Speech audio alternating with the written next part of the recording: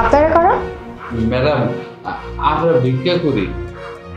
Madam, রোজা তো প্রায় শেষের দিকে, আমরা আইছিলাম আপনাকে ফেতরার টাকাটা যদি দিতেন।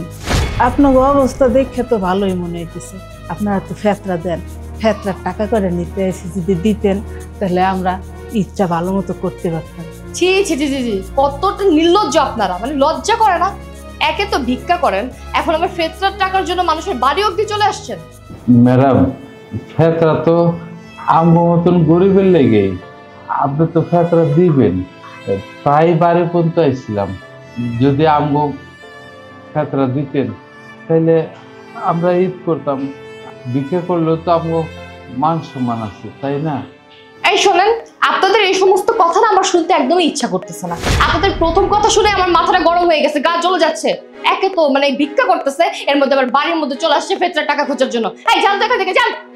ম্যাডাম, আমরা গরিব, গরিব হইলেও তো আমরা মানুষ। আমগো ফেতরা দিবেন না, ঠিক আছে, সেটা ভালোভাবে কইলেই পারে। আমাগো, আমরা তো গরিব মানুষ, আপনাকে মতো বড় লোকের ফেতরার টাকা দিয়েই আমরা ঈদ করি।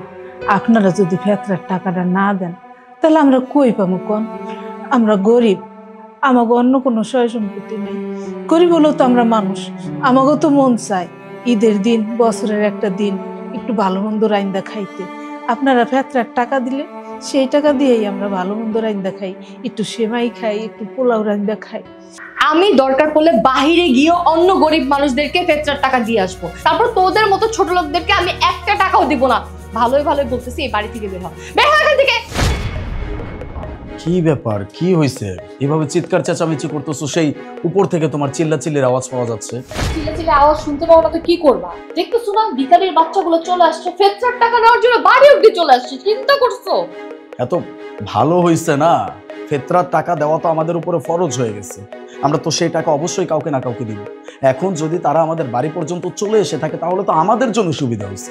আমরা যদি তাদেরকে এখন টাকাটা দিয়ে দিই তাহলে তো আর কষ্ট করে বাইরে গিয়ে কাউকে দিতে হচ্ছে না। কথা কেন বুঝো না? এমন ব্যবহার কেন করতেছো? গরিব মানুষ, তাদের সাথে একটু ভালোভাবে কথা বলো। দেখো, তুমি একদম জ্ঞান দিতে আসবে না। একে তো প্রথমে ওরা জ্ঞান দেওয়া শুরু করছে, এখন আবার তুমি এসে শুরু করছো। সমস্যাটা কি? আমি এদেরকে একটা টাকাও দিব না। দরকার পড়লে বাইরে গিয়ে গরিব মানুষদেরকে আমি ফেতরার টাকা দিব, কিন্তু ওদেরকে দিব না। বুঝতে পারছো? সুমাইয়া, মাথা ঠিক আছে তোমার? এটা রমজান মাস চলতেছে, এখন অন্তত নিজেকে সংশোধন করো। রোজা রাখছো তুমি, রোজা রেখে মানুষের সাথে কেউ এমন আচরণ করে? হ্যাঁ, নিজেকে সংশোধন না করতে পারলে কবে করবা তুমি? এই রমজান মাস হচ্ছে নিজেকে সংযত করার মাস। এই মাসটাতে নিজেকে ঠিক করতে হয়, সংশোধন করতে হয়। কাকে কি বলতেছে? আমি এত কথা শুনতে পারবো না। আর আমার মন যা চাইছে আমি তাই করব। তোমার যদি মন চায় ওদেরকে টাকা দিতে, তাহলে তুমি দাও, আমি একটা টাকাও দিব না। তোমার অনেক শখ হয়েছে না, তাহলে তুমি ওদেরকে ফেতরার টাকা দাও।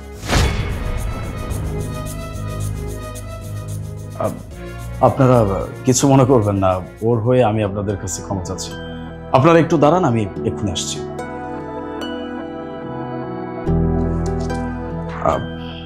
এই নিন।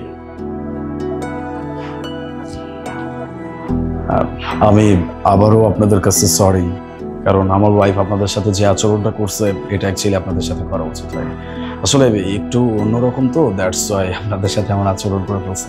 কিছু মনে করবেন না, সরি। হ্যাঁ, না না স্যার, আপনি মাফ চাইতে হবে না, আমরা কিছু মনে করি না। আপনি আমগো ফেতরা দিচ্ছেন না, তাতে আমরা খুশি।